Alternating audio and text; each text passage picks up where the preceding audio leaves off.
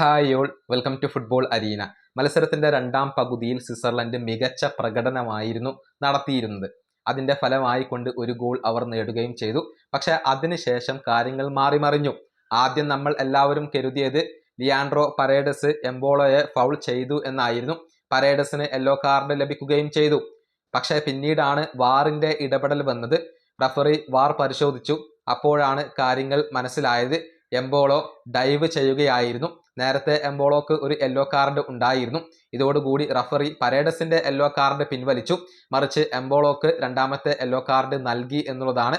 അതോടുകൂടി അദ്ദേഹത്തിന് കരഞ്ഞുകൊണ്ട് കളിക്കളം വിടേണ്ടി വന്നു. അത് കൃത്യമായും ഒരു ഡൈവ് തന്നെയായിരുന്നു.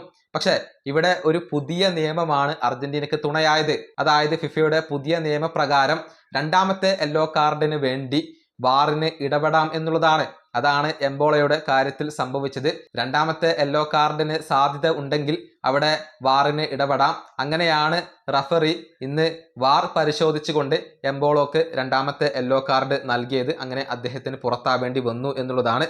ഈ കാര്യത്തിൽ സ്വിറ്റ്സർലൻഡിന്റെ പരിശീലകനായ മുറാത്ത് യാക്കിൻ ഇപ്പോൾ വലിയ നിരാശനാണ്, സങ്കടത്തിലാണ്. അതായത് റെഡ് കാർഡ് ലഭിച്ചതോടുകൂടിയാണ് കാര്യങ്ങൾ കൈവിട്ടത്. ആരാണ് ഈ നിയമങ്ങളൊക്കെ ഉണ്ടാക്കിയത് എന്നാണ് ഒരൽപ്പം നിരാശയോടുകൂടി അദ്ദേഹം ചോദിച്ചിട്ടുള്ളത്. മുറാത്ത് യാക്കിന്റെ വാക്കുകൾ ഇങ്ങനെയാണ്: ഞങ്ങൾക്ക് റെഡ് കാർഡ് ലഭിച്ചതാണ് എല്ലാം മാറ്റിമറിച്ചത്. അത് ഞങ്ങളെ പിറകോട്ട് വലിച്ചു. ആരാണ് ഈ നിയമങ്ങളൊക്കെ ഉണ്ടാക്കിയത് എന്നുള്ളത് എനിക്കറിയില്ല. പക്ഷെ ഇനി പറഞ്ഞിട്ട് കാര്യമില്ല, ഈ നിയമങ്ങളൊന്നും മാറ്റാൻ കഴിയില്ലല്ലോ. ഇതാണ് ഇപ്പോൾ മുറാത്ത് യാക്കിൻ മത്സരശേഷം പറഞ്ഞിട്ടുള്ളത്.